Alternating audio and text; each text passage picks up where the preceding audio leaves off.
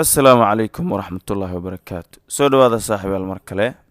Halkani waa Al-Nur Academy.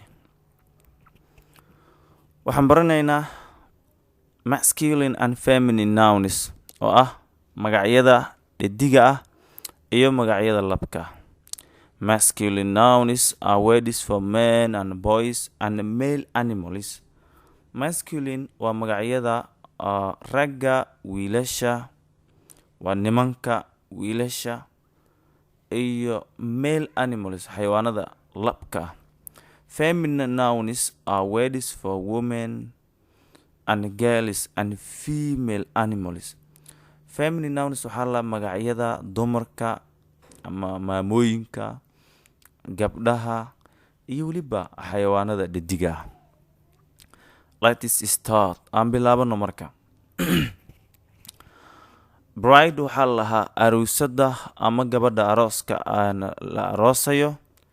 Bridegroom waxaa lahaa arooska ama arooska. Rooster waxaa lahaa deeqa. Hen doorada. Lion libaaxa oo kan aarka ah. Lioness waxaa la libaaxada ama bahasha la yiraahdo goosha. King waa boqor. Queen boqorad. Boy wiil. Girl gabar. Man nin. Woman haweeney. Prince boqor. Princess boqorad. Sorry. Prince amir. Princess amirad. Steward waxaa lahaa qofka ka shaqeeya ama daryeela dadka rakaabka ah diyaaradda ama markabka saaran. Steward leedahay hadday dumar tahay. Waiter soo dhaweeye ama cavalieri. Waitress soo dhaweeye oo gabar ah. Here are some more masculine and feminine nouns for people. Waa magacyo lab iyo dhedig ah oo dad ah. Waa masculine, feminine. Actor jilaa. Actress waa qof jilaa ah haddana dumar ah. Brother walaal. Sister waa gabar walaal ah ama gabar adig kula dhalatay. Dabcan brother iyo sister waxaa isticmaalaysa markay adig kula dhasheen. Okay. Emperor waxaa waaye waa boqor ama qof oo meel xukumo. Empress. Father aabe. Mother hooyo. Gentleman waa nin oo maxaan ku dhahaa mararka qaarkood ereyga aad buu u kala duwan micno ahaan. Nin caqli badan maraa lahaa laakiin hadda waa mudane. Ladyna waa marwo. Grandfather awoowe. Grandmother ayeeyo.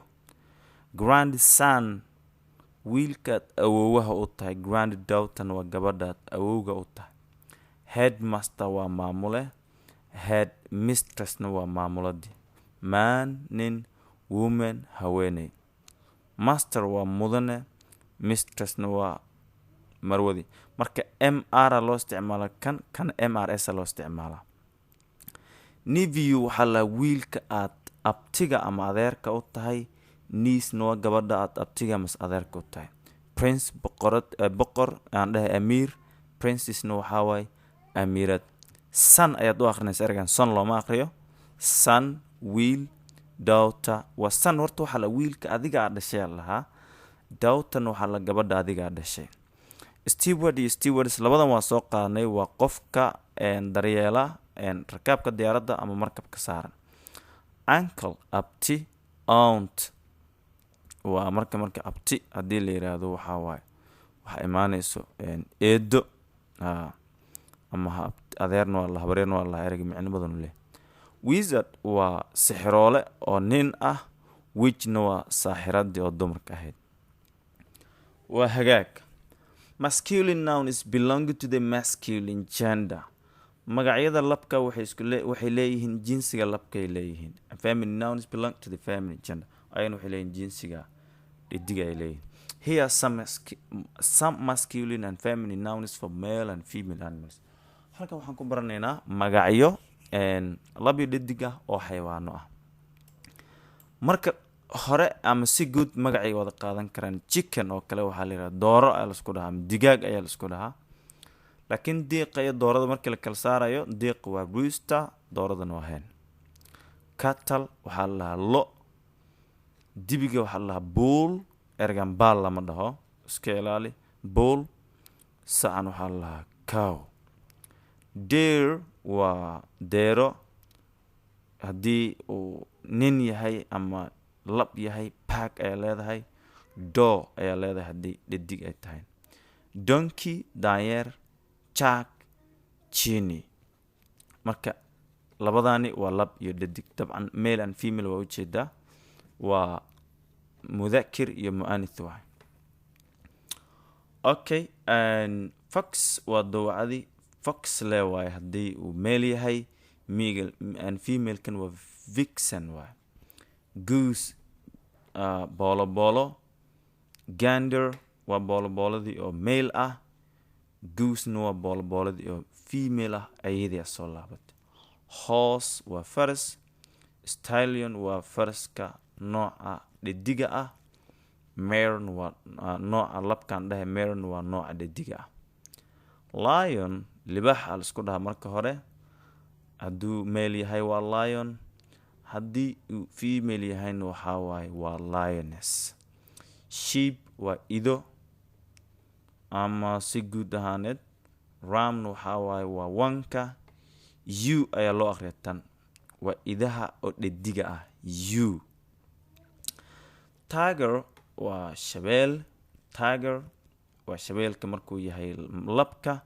Tigressna waa markuu shabeelka uu yahay dhadiga. halkan waxaan leenahay nouns that end in ESS and res often belong to the feminine gender. For example, haddii ESS ku dhamaado ama res ku dhamaado, badanaa waxaa la siiyaa jinsiga dhadiga ayaa la siiyaa. For example, tusaale, actress waa jilaayadii, lioness waa gooshi, princess waa amiiradii, stewardess waxaa waaye waa qoftii daryeelaysay rakaabka, tigress waa shabeelkii oo dhadiga ahayd, waitress waa soo dhaweeyihii oo dumarka ahayd waay. Many nouns are used for both males and females. qaarkood ma laha micnaha waxaa waaye male iyo female ma laha, oo ma laha masculine and feminine ma laha, hal xabay wada qaadaneen. dabcan neuter nouns kuwa dhexdhexaadka waay. Doctors dhaqaatiir waaye. Dancers waa dadka dheela qobka ciyaarka. Scientists saynis yahano. Hairdressers waa timo jarayaal ama timo hagaajiyayaal waay. Look at the word file. Nouns like these are used for both males and females. labadaba waa la dhihi karaa. Accountants xisaabiyaal. Artists farshaxanistayaal. Designers waa designers ama dadkan naqshadaynta sameeya. Engineers engineero. Lawyers waa abukaatiyaal ama qareeno. Parents waalidiin. Managers maamulayaal. Pupils arday. Singers heesayaal. Teachers macallimiin. We call these nouns common gender nouns. waxaa la yidhahdaa kuwan jinsi guudaa la dhahaa, yacni waa la wada wadaagaa. Okay, words for things that are neither male nor female are called neuter nouns. kuwani male maaha, female maaha, waa neuter way, dhexdhexaad way markaan. Bench waa kursiga dheer ee lagu fadhiisto. Leaves caleemo. Fire dab. Mirror muraayad. Waterfall biyo dhac ayaa la yidhaha marka. Ball kubad. Building dhisme. Broom xaaqin. Cake doolasho. Computer. Card waa car ama card. Floor waa sagxadda. Forest keynta. Gymnasium meesha lagu barto ciyaarta gymnasticska la yiraahdo. Playground barxadda caruurta ay ku ciyaaraan ama meel lagu dheelo. Rock waa dhagaxa nooca dhaadhaabta loo yaqaano. Sky cirka. Sock sigsaan. Wind dabeel. aad iyo aad ayaad u mahadsantihiin halkan waxaan kusoo gebagabeynayaa ama aan kusoo koobaynaa casharkeeni ahaa masculine and feminine nouns, magacyada labka iyo dhadiga. Intaan kulmi doonno casharkan kan xiga waxaan idin leeyahay sidaas iyo nabadgelyo.